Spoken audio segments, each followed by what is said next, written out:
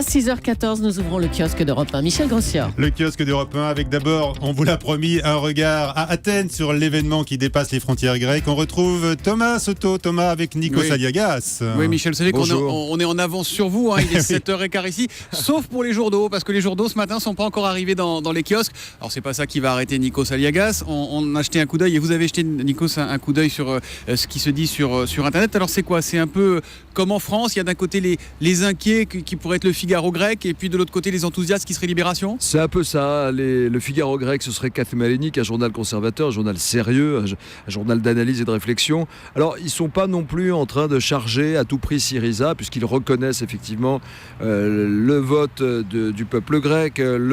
Ils titrent avec Neos Kinikom Atenik Syriza, c'est ce qui signifie en gros que la scène politique a changé avec la victoire de Syriza. Mais pour l'instant, ce qui les intéresse, c'est pas tellement le résultat, parce que c'était assez attendu, mais c'est le jour d'après, avec qui Syriza, nous dit l'éditorialiste principal de Kathémalénie, va-t-il réussir à composer un gouvernement. Alors évidemment, il donne des nouvelles du Premier ministre sortant en disant Samaras, lui, reste en place, parce que hier, dès qu'on a eu les premières tendances, la plupart des gens, même au sein de sa coalition, parlaient de démission de Samaras, et lui l'a dit seul un peu dans cette conférence de presse sinistre que nous avons vu Thomas Soto hier. C'est non, je reste en place, j'ai fait le taf pendant 2 ans et demi, j'ai essayé de garder le pays en place. Ça se passe de manière très sereine, très posée. Les journaux, personne ne conteste la victoire de Syriza. C'est un processus démocratique parfait. C'est incontestable, à l'image du journal Star qui dit maintenant les choses difficiles commencent. Quelles ont été les surprises de ces élections? Quels ont été les députés stars qui ont gardé leur siège au sein du Parlement? Et puis d'autres, des petits nouveaux qui arrivent, parce que c'est aussi la fin d'une époque politique, depuis la restauration de la dictature, la fin de la dictature, depuis la restauration de la démocratie en 1974, effectivement, c'est la fin d'un système avec de nouvelles têtes et de nouveaux partis. Et puis il y a le journal Tovima, qui lui est un journal plutôt de centre-gauche, on va dire, qui a toujours été proche du pouvoir, notamment socialiste, ces 20 dernières années. Alors lui, il titre ainsi: il n'y a pas de rixe, mais ni de soumission, c'est le gouvernement de tous les Grecs, et ça sera aussi la priorité principale d'Alexis Tsipras, le nouveau Premier ministre, qui devrait composer son gouvernement tout à l'heure. Les Grecs qui lisent beaucoup la presse écrite, c'est vraiment un réflexe qui est très ancré ici. Le plus lu de ces journaux, c'est l'Espresso, c'est ça? Alors un des plus lus n'est pas un journal politique, paradoxalement. C'est vrai qu'il y a énormément de journaux. Par exemple, les journaux du dimanche, quand tu veux tous les lire, Thomas, tu dois prendre 2 sacs. Il y a une quinzaine de journaux du dimanche avec des magazines. Alors, Espresso, le journal un petit peu People, évidemment fait sa une tout en haut en manchette avec Alexis au Megaro Maximo. Megaro Maximo, c'est effectivement l'endroit où le Premier ministre a ses bureaux. Et juste en dessous, il y a une info qui est encore plus grande, avec une tête de chien très triste,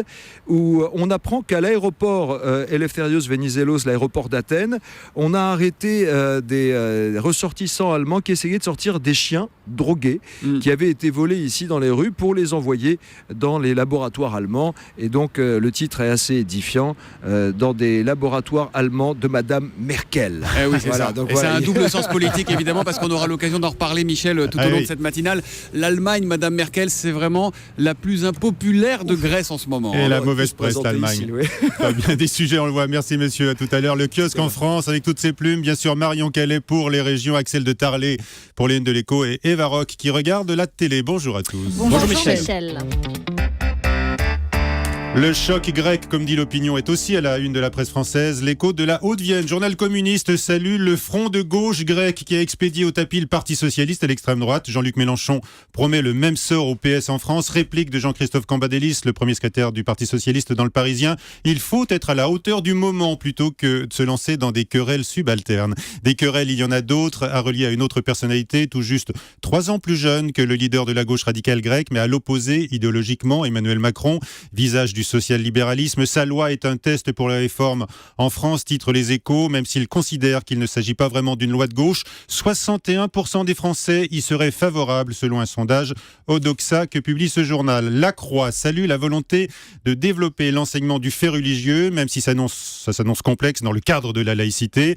La Croix qui nous entraîne, loin de toute parabole religieuse, au grand banquet, celui qui a réuni 10 000 convives ce week-end sous le tunnel de la Croix-Rousse à Lyon. Joues de bœuf, quenelle, spéciale rillettes de carpe, 800 fromages, événement en marge de la Biennale du Goût qui va avoir passé 19 000 chefs d'ici mercredi.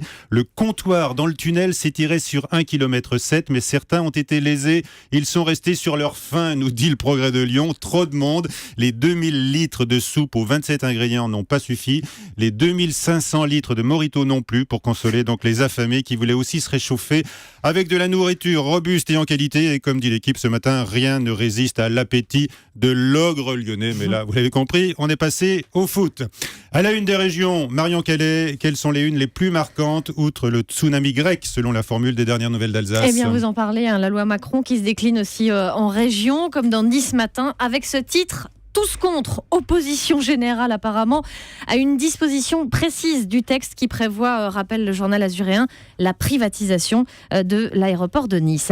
Un grand merci également en première page du journal de Saône-et-Loire. Le merci formulé par Claudia Priest hier à son retour en France après 5 jours de captivité aux mains de la milice chrétienne en Centrafrique. Et puis dans l'Indépendant, 4000 comme le nombre de platanes qui vont encore être sacrifiés cette année le long du canal du Midi, alors que les projets alternatifs aux abattages n'avancent pas. Et l'article qui vous a le plus intéressé ce matin, Marion, eh bien, c'est dans le Sud-Ouest que vous l'avez trouvé. On savait que les Chinois rachetaient des vignobles dans le Bordelais. Alors, le chiffre est frappant. Bah oui, ce sont désormais plus de 100 propriétés viticoles qui ont été acquises par des investisseurs asiatiques. 1,5% du total bordelais. Ça ne paraît pas beaucoup, mais Sud-Ouest assure que c'est significatif. 1500 à 2000 hectares ainsi détenus par des propriétaires asiatiques, et Sud-Ouest de brosser en quelque sorte leur portrait, leur profil type. Ces nouveaux vignerons cherchent un bout de France, une belle demeure avec ses pierres et son parc sans air pollué. Pour eux, peu importe la notoriété, ce qui est important, c'est la référence à Bordeaux, d'où la surreprésentation de ces Chinois dans des territoires un peu moins chers, le Médoc, l'Entre-deux-Mers. En revanche, ils ne connaissent pas grand-chose à la réalité quotidienne d'une vigne, la langue, la culture, les contrôles tatillons, tout ça, ça leur paraît un peu difficile.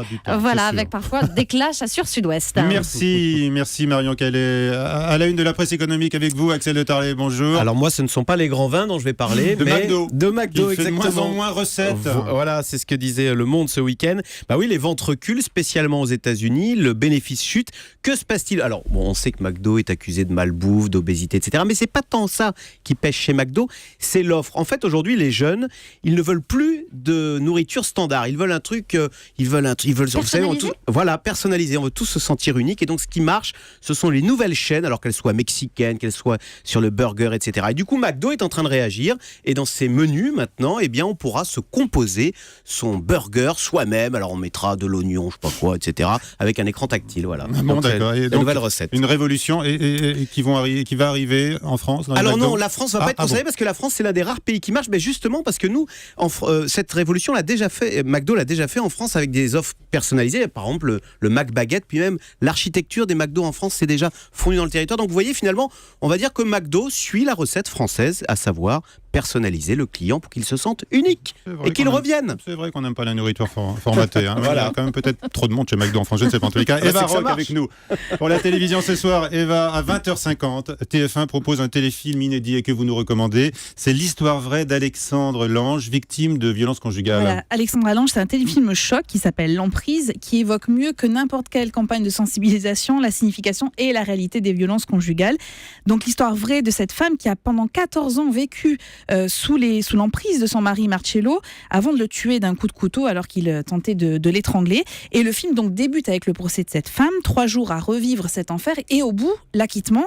Je vous propose un extrait de la bande-annonce. Pourquoi avez-vous tué votre mari, madame ? Il me frappait. Vous frappez, mais vous êtes resté 14 ans avec lui. Vous voulez quoi ? Savoir si j'ai souhaité sa mort, si j'ai rêvé de le voir crever ? Est-ce le cas, madame ? Oui. Combien de fois ? 1 million de fois ! Alors peut-être avez-vous reconnu la voix de Marc Lavoine, impeccable dans la peau de l'avocat général. On notera surtout l'interprétation remarquable de Fred Testo, qui est étonnant dans le rôle de Marcello, le mari, et puis d'Odile Villemain, qui incarne Alexandra. Odile Villemain, les téléspectateurs la connaissent pour son rôle principal dans la série Profilage. Alors, Alexandra Lange a vu le film et c'est Odile Villemain qui nous raconte sa réaction. Elle a dit que si ce film pouvait aider ne serait-ce qu'une seule personne, elle aurait gagné son pari. Et oui, parce que tous les 2 jours, je tenais à vous le rappeler, en France, une femme meurt sous les coups de son compagnon ou de son mari. Il faut quand même louer l'audace de TF1 d'avoir accepté ce film et surtout de le diffuser en prime time. Merci Eva Rock. Notre choix est fait pour la télé ce soir à 20h50.